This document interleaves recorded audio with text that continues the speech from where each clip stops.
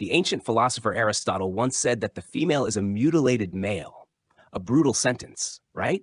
Especially when all your life you were told something very different, that women were divine, that they were gentle healers, warm and nurturing, created to soften the world, to love more purely than you ever could. And of course, you believed it. Everyone does, because from the moment you heard your first story as a boy, she was always the reward, the angel, the mother, the muse. And you? You were the one who had to chase, to protect, to kneel. You were taught to sacrifice, to give, to prove yourself, just to earn her closeness. But what if that entire story wasn't just wrong? What if it was designed, crafted to keep you blind? What if women aren't angels? What if the woman you love isn't your missing piece, but a reflection of the parts you don't understand about yourself? See, Aristotle didn't romanticize the world. He didn't wrap femininity in poetry. He observed, coldly, clearly. And what he saw didn't flatter anyone. It wasn't hate, it was dissection. Biological truth, he called it. Not moral judgment, just function, nature. And he believed that nature doesn't lie. But this isn't a biology lecture. This is about something deeper. What happens when your myths start to crack? When you realize that maybe, just maybe, love isn't mutual at all. That it's hierarchy, dressed in devotion's clothes. What if falling in love is just you kneeling at the feet of your own fantasy? You don't see her. You see the hope of being healed. You see your own ache looking for a balm. And she sees your hunger. She feels it. And maybe, consciously or not, she knows exactly what role to play. You think she's nurturing. You think she's soft. Look again. That softness, it's often performance. Not always out of manipulation, but survival. Because if Aristotle was right, then her whole form, her whole being, is shaped not by her own desires, but by what the world expects of her. What you expect of her. Not because she's weak, not because she's dishonest, but because she's adaptive.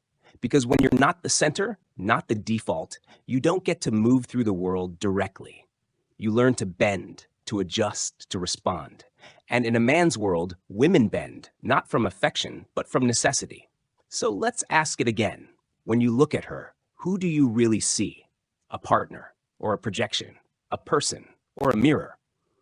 You don't crave a woman. You crave the idea of her. And the tragedy, she knows that. She always has. That's her true power. She doesn't need to overpower you. She just has to reflect you back to yourself, show you what you want to see. And when she does, when she becomes your echo, you fall. You surrender, not because she's divine, but because you're desperate. And once you hand over your identity for the comfort of that reflection, what's left? You think you're being generous, that you're giving love, but you're bargaining. You're putting your masculinity on the altar, whispering, "Am I enough?" But what if she never meant to answer that? What if she doesn't even see you, only the version of you she can shape? Here's the secret that no one says out loud. She's not looking for truth. She's looking for advantage, not out of cruelty, out of design. While you speak in emotion, she listens in strategy. While you confess your past, she's gathering data, looking for patterns, for leverage, for emotional openings. Not because she's evil, because she's the response, not the origin, the echo, not the shout. That doesn't make her less powerful. It makes her formidable. Because in a world where you build your strength in structures, she's learned to build hers in subtlety.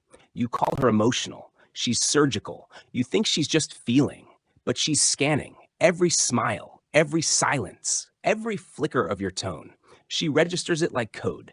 She's learned the one essential survival skill, how to become indispensable to the man who unconsciously fears her power.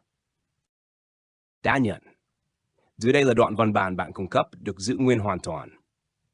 And the worst part? You don't even see it. You think it's love. It's not. It's dependency. You think she's giving, but she's calibrating.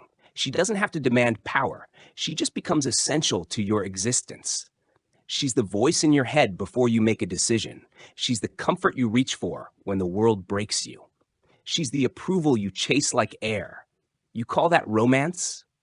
That's not romance. That's obedience wrapped in poetry. And yet, don't blame her. She didn't write the rules. She learned them. When men built kingdoms with steel and stone, women built survival with softness and silence. You conquered the outside world. She conquered the inside one. Not because she was weak, because she was watching, learning, adapting. She doesn't need to own your body. She just needs to occupy your mind. And she does. She lives in your longing, your guilt, your need to be needed. That's not love. That's control. Control so gentle, you call it chemistry. So invisible, you call it destiny. But destiny doesn't remember your childhood fears. She does. She remembers what makes you feel small. She memorizes how your voice changes when you're unsure, how you fidget, how you laugh too loud when you're anxious, because every bit of information you give her is another key. You thought she was fragile. She's a tactician. You thought she needed protection. She needed access.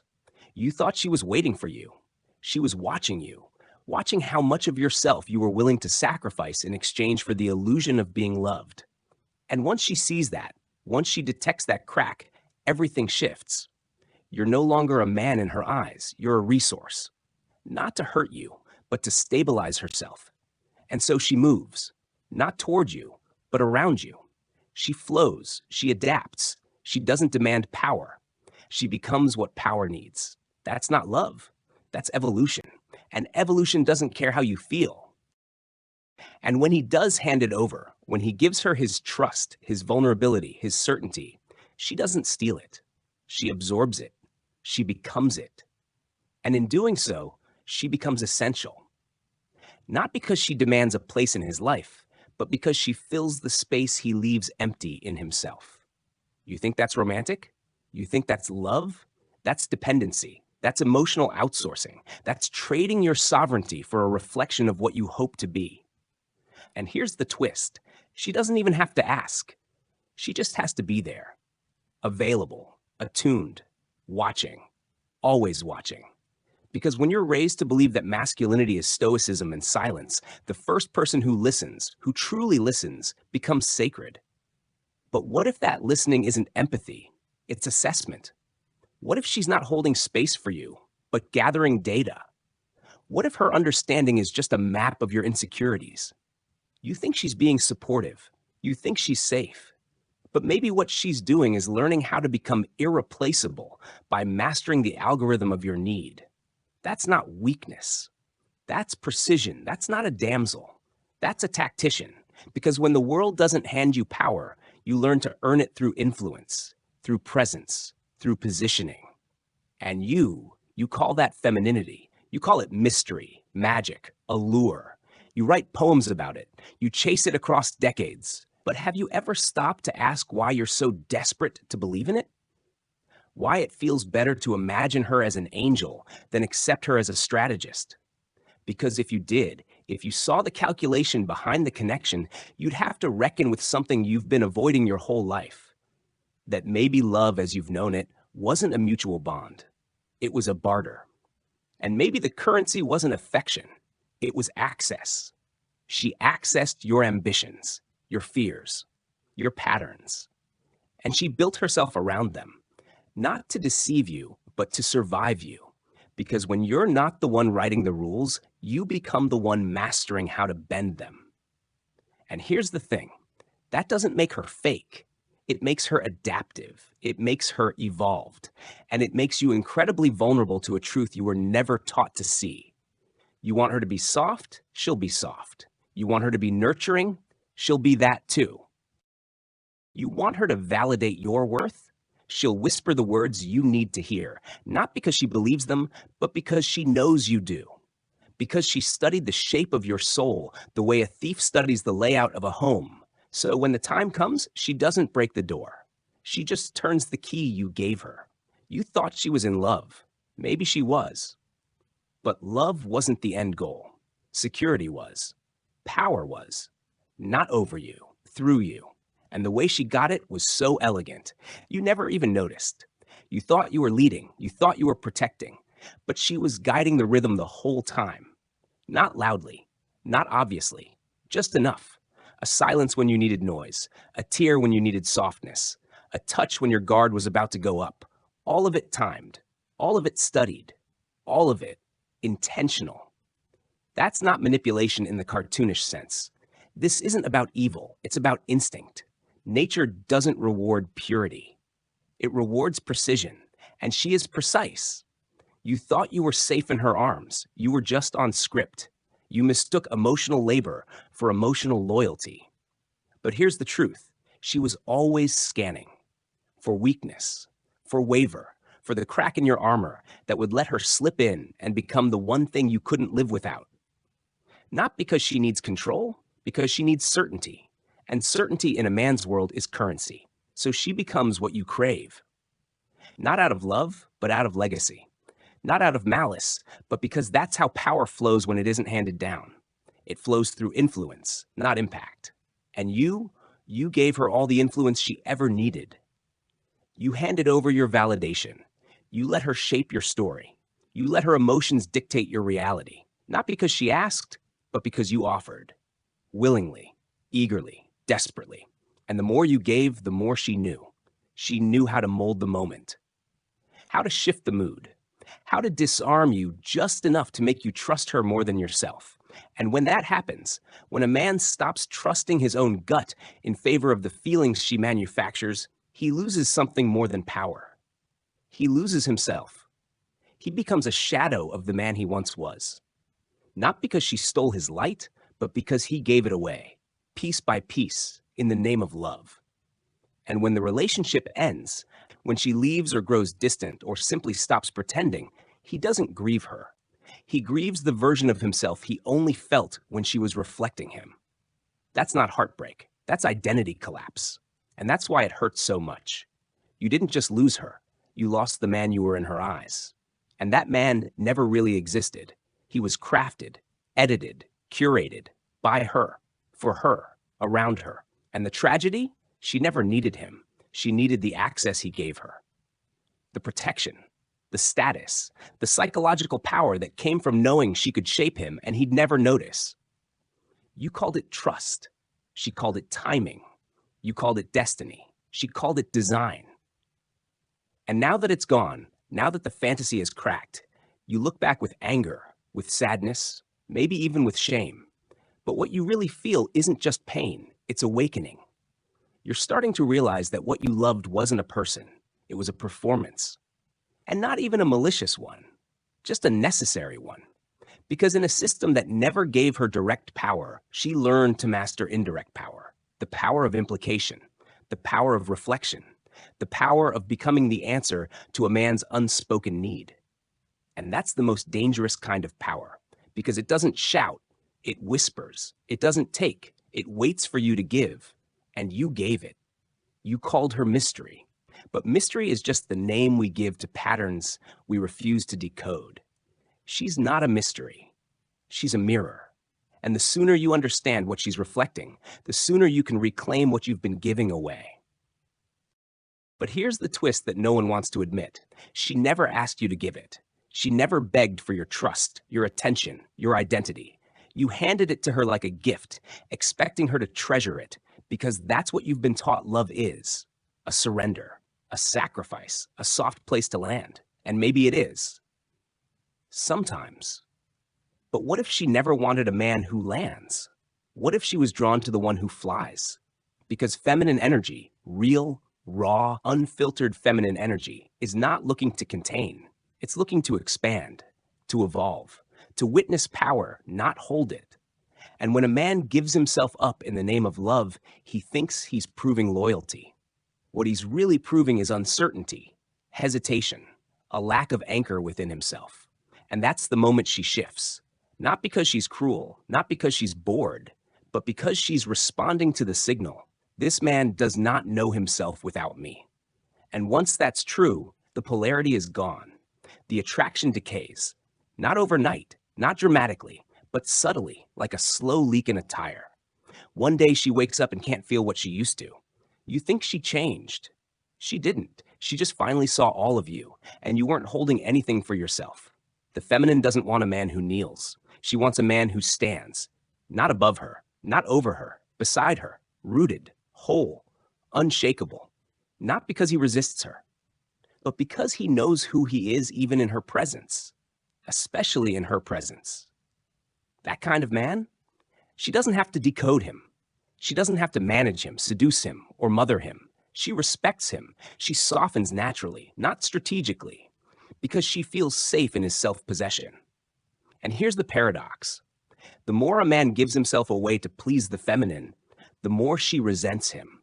Not because she's ungrateful, but because she sees what he doesn't.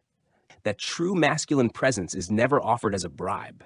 It's earned through clarity, through purpose, through presence, not by bowing, but by becoming. So what does it mean to become? It means you stop looking to her to validate your emotions. It means you stop making her your source of inspiration, your compass, your reason. It means you stop mistaking her support for your spine. Because if she's holding your backbone, she can never lean on you. And that's the secret that breaks so many men. They thought vulnerability meant unloading everything onto her. But real vulnerability, healthy, mature, grounded vulnerability is not exposure. It's ownership. It's saying, I feel fear without needing her to rescue you from it. It's saying, I'm uncertain without collapsing into indecision. It's bringing the storm inside you and saying, I've got this, but I want you to see it because I trust you. Not because you want her to fix it.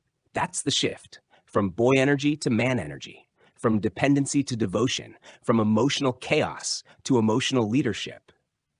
And yes, emotional leadership is a thing. It's the ability to feel deeply without being ruled by it. It's the art of staying present in your pain without making it her problem. It's the strength to listen, to truly listen to her storms, her cycles, her depths, without trying to fix or flee. Because when she sees you hold your own chaos and meet hers with compassion, something powerful happens.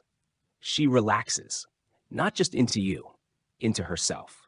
Because your groundedness gives her permission to surrender without fear. Not out of strategy, not out of survival, but out of truth. That's the love she's been longing for. Not a man who dissolves into her, but a man who contains the sacred space between them, who can meet her in the dance, not just as a partner, but as a presence. And that presence, it's not flashy, it's not dramatic. It doesn't need to post quotes on Instagram or write monologues about alpha energy. It simply is. It moves with stillness. It speaks with intention. It holds space not just for her light, but for her shadows. And that kind of man, she doesn't try to decode him. She aligns with him. Because he's not a puzzle. He's a path. He doesn't need to be needed. He chooses to be chosen. And in that choice, he becomes what the masculine was always meant to be. Not a provider of things, but a protector of truth. Not a shield from emotion, but a steward of it. Not a fixer of women, but a witness of their wholeness. And in that witnessing, he offers her something no strategy can compete with. Freedom. Freedom to stop performing, to stop manipulating, to stop managing the emotional weather of a man too fragile to hold himself. Because when a woman meets that kind of man, she doesn't need to study him. She doesn't need to seduce him. She simply meets him. And in that meeting, they both rise, not into fantasy, but into reality. Raw, honest, sacred reality. Where love isn't a trade, it's a trust. And the feminine, she doesn't test that kind of man. She opens, she expands, she becomes more of who she truly is, not because he gives her space, but because he is space. That's how the masculine grows through love, not by being consumed in it, by becoming the vessel that holds it all, with depth, with direction, and with devotion.